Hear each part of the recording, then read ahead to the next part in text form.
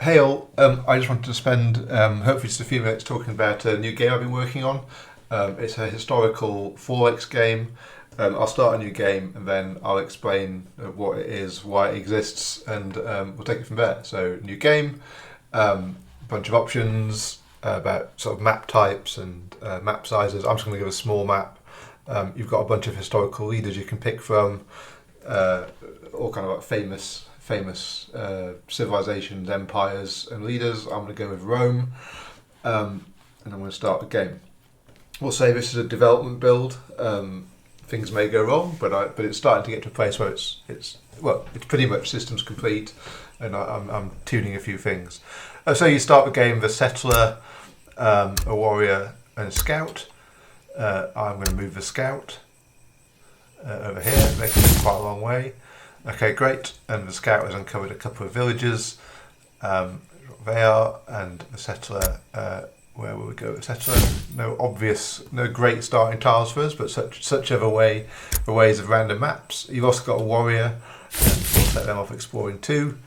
The settler, we're gonna. We're out of turns now, so that's glowing red as you can see down here. So we're gonna end turn. I need to choose research. So this is the tech tree. It's fairly simple compared to sort of modern 4X. Like that's it.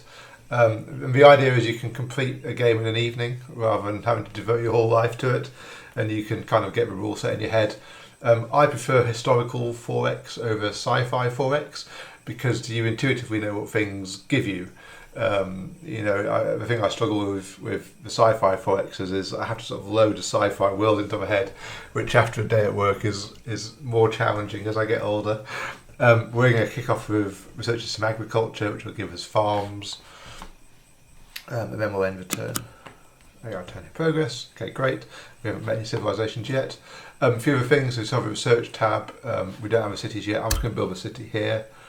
Rome has been founded. Okay, great.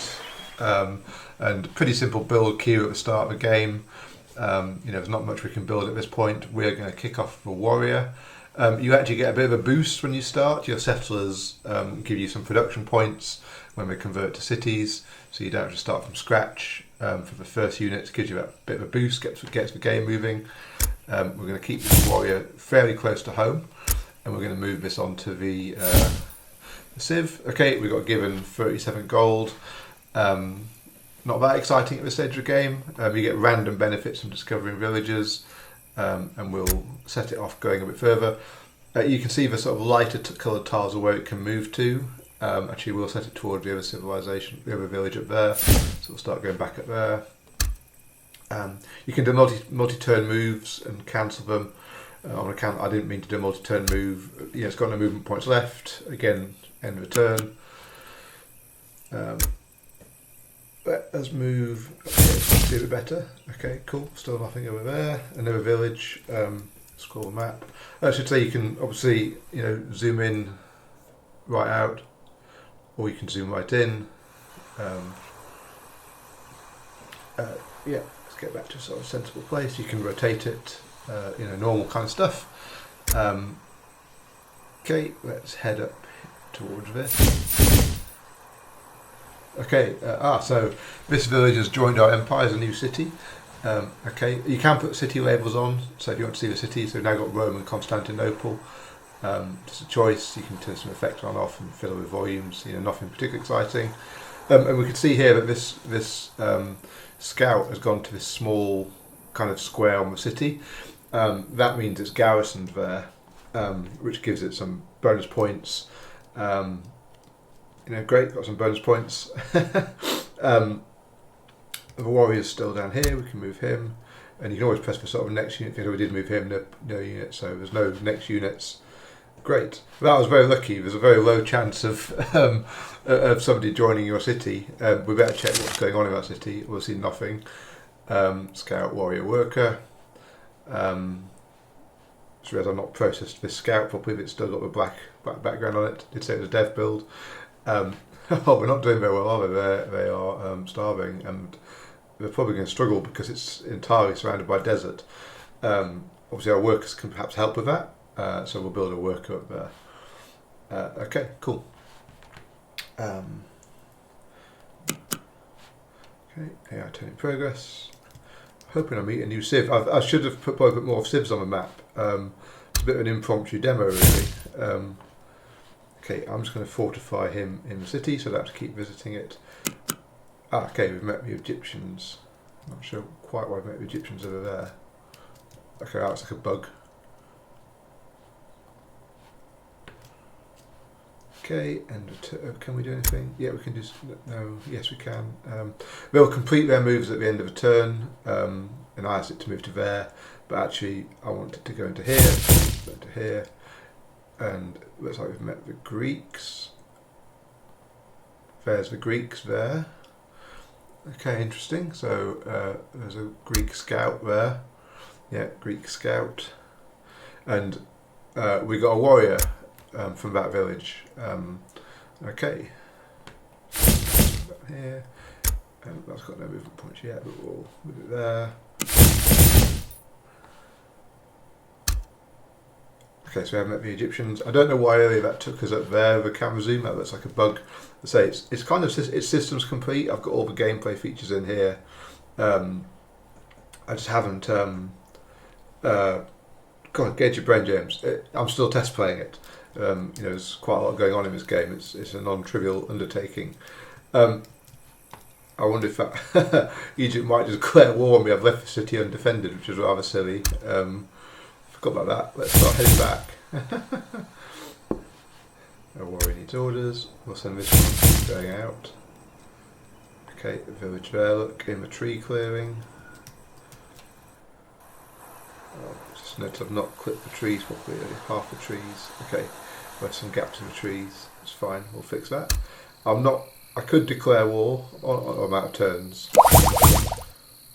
But research is complete. Agriculture. So we can do our little shortcut here. I want to do. Let's think about this. I want to do. I'm gonna dive down writing. I want to start building libraries so we can get kind of technically advanced and see if we can, out-tech some companies, some empires. I'm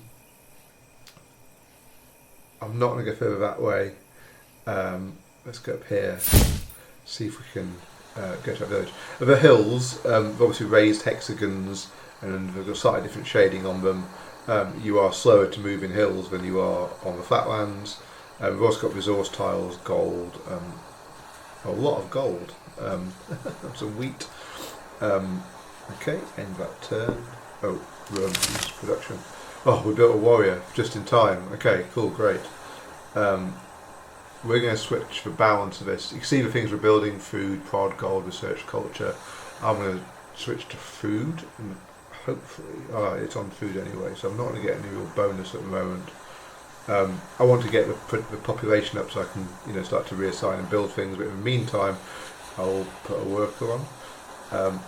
Okay, I can't rush. You can do rush buys and things later in the game.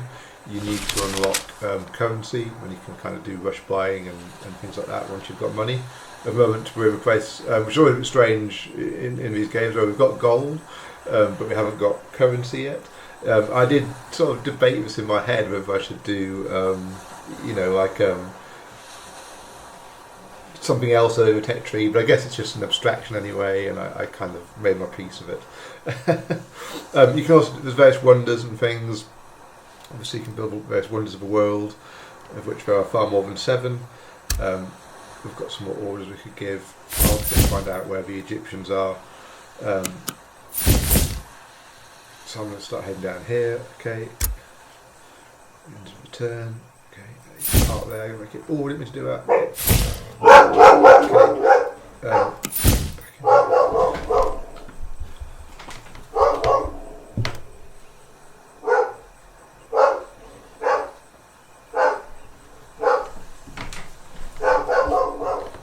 Sorry for the slight cut in that. The postman arrived. You can see I could attack this. It's that darker colour underneath. So I can hear my dog in the background. She loves a postman. Okay, so we're going to fortify him in there, and we're going to have this. What would it take? Okay, we discovered sailing. Great. So there's various bonuses they can give. So go to search, we should have sailing. Sailing's now discovered, so we're advancing down the tech tree. Yeah, the idea is by about turn 30, you've often got 2 or 3 research things underway, and that's kind of like the pace of the game. It should be fairly rapid. So I'm just going to zoom out, look at where we got to. We're obviously very early in the game. I think did I show these tabs? Diplomacy. We can declare. It's very limited. Like, you can't really talk to them and offer them deals. You can declare war or try and make them happier with gold. And you've got a city overview, so you can see what's happening across your empire, what's going on. Research, you've looked at gold. I'll probably make this into I was just experimenting with different panel style, but that's how things are going. How you're making money or losing money. At the moment, we're quite lucky because we're operating as a despotism government. This is our empire management screen, which gives us 3 units in gold, but doesn't help us with other things, which will be very helpful later. So Republic, for example, will help us. We get a printing press, you switch to Republic, you can research things more quickly. There's all the kind of trade-offs you'd expect. In terms of how you win the game, you win the game by domination, take every capital city. You can win the game through score. The game ends at turn 300. That's it. It's over. And if you've got to that point, if you've got to that point, goodness me, James, if you've got to that point, you can. The player with the highest score wins. Oh my goodness, the brain is not working very well today. And finally, you can win through scientific discovery, research, and essentially you can build a spaceship and go to Mars. And if you've gone to Mars, you win. There's about, I think I've got 18 unit types. There's not like tons of unit types. Again, trying to keep it fairly simple. You can upgrade units, etc., etc. There are 8 different empires in total. If you play as one, so there can you can be playing against up to 7 empires. I mean, it's a 4X game. Obviously, the art style is simple. I am not an artist, so when I do games and most things, I try and play to my strengths. So the art is a combination of icons, of basic geometry, of procedural generation. I try to play to my strengths rather than do things I can't do. The ocean has little animations on it, things like that. I try to do things like that rather than, rather than be something I'm not, which is an artist. But I think it gives it a decent visual style, fairly distinctive and clear. You can see what's going on. Why did I build this game? I guess just to close off, I built this game because I used to love 4X games, and in theory I still do, but they've become so complicated. They really have become very complicated. They seem to have agreed that direction of travel is ever more complex, and you never get a complete game anymore. I'm not going to name names. We all know who the big 4X games are, but they're just full of downloadable DLC, and it's all gone horrible. I want to play a game that I can conceivably finish in an evening, but I don't have to devote my life to studying the rules of. That is complete, designed to be complete, not designed to be a platform for future sales of add-on packs. I just want to play there's no such thing as a straightforward 4X, but a relatively straightforward 4X game, in an evening or two. And then that's what this is. If you want to see a bit more about it, go to the site. It's got a site. The landing page will look a bit familiar. That's the game engine running. An early build of a game before I did some work on the tile graphics. There's just various information about the game here, and if you're interested, there's a devlog you can have a bit of a read about. What's going on, try to keep up to date, subscribe for updates. I've got a couple of bugs to squash. I need to play some more games end to end myself before I'm comfortable. But the idea is I will release this as early access, and that's mostly just to get some, get some feedback on game balance and things like that. I need to change this a little bit because it says free copy of final release. If you complete full games, that's so I can learn from it. The final release will be free to play online in the browser. No kind of crazy tricks to that. You can play it online.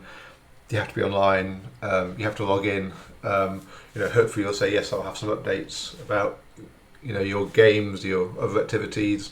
But that's it. There's no more. And that's opt in. I don't ask for a password. It uses a email-based login link, so you just get an email, click the link in your email, you're logged in. So it's really super minimal in terms of what I ask from people. And what I'm kind of hoping to do is once I've got the balance sorted out, it will remain online playable single player for free. That'll be it. That's the game. But I'm going to offer a downloadable version, hopefully through Steam and hopefully on the iPad. It'll let you play offline. You can just play single player any way you like.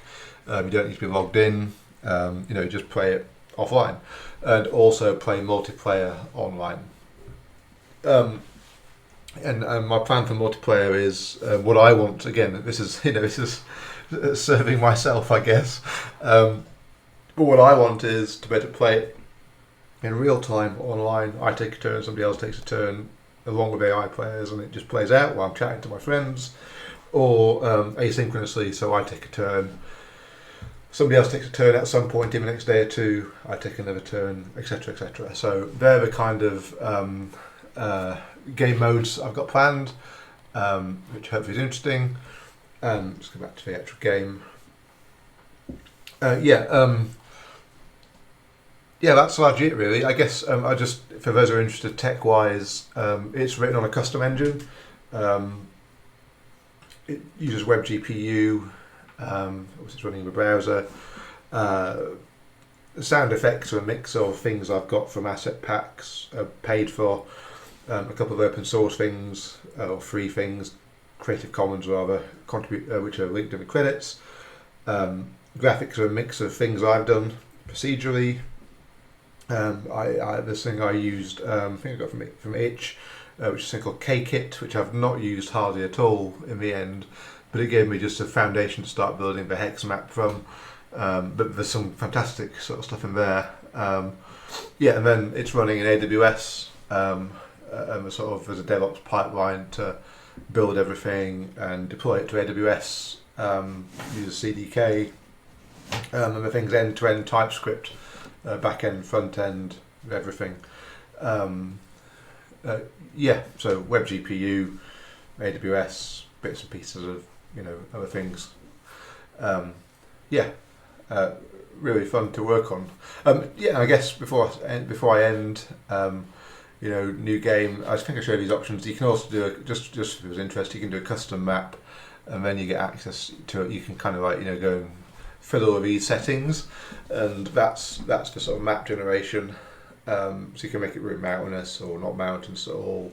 I've tried to pick things in the middle for the maps, but I suspect, by things in the middle, I mean things that have got a nice mix of densities and result in some interesting terrain characteristics. Like a lot of the mountain ranges will have, like this one here on the screen, little choke points in. There's a couple of choke points there to make for interesting, game scenarios. Build a fort there, defend it. AI, I should say, is very early, very nascent. While I've been kind of building the gameplay out, and building the systems out, and obviously iterating on those, I've got enough AI going that I can have a bit of a game, but the systems have moved on underneath it, and I've not tried to keep it massively up to date because it's a bit of a losing battle, and I'm just one person. So I will get this. Now I guess is the time. Now its system's complete, I will be spending kind of refining the AI so it's fun to play against the AI. That'll be the main thing. That it's fun to play. The AI does fun things. I'm not trying to teach it how to play chess, the best chess player, the best annexation player in the world. Yeah, that's it. As I say again, if you go to annexation.com, you can sign up for the newsletter, follow along. Hopefully I'll get an early access soon, and I don't think I said, but I think I did say, first 100 people to kind of finish a game as part of the early access program. I'll sort out a Steam key or a iOS store, an App Store key, whatever, when that rolls out. Caveat being, if it rolls out, if 3 people play the game and nobody else ever bothers, I may not bother because I'm quite happy playing online. But the game's free to play online, so hopefully people are happy with that. That's it. Hope that's interesting. I'll record an update soon.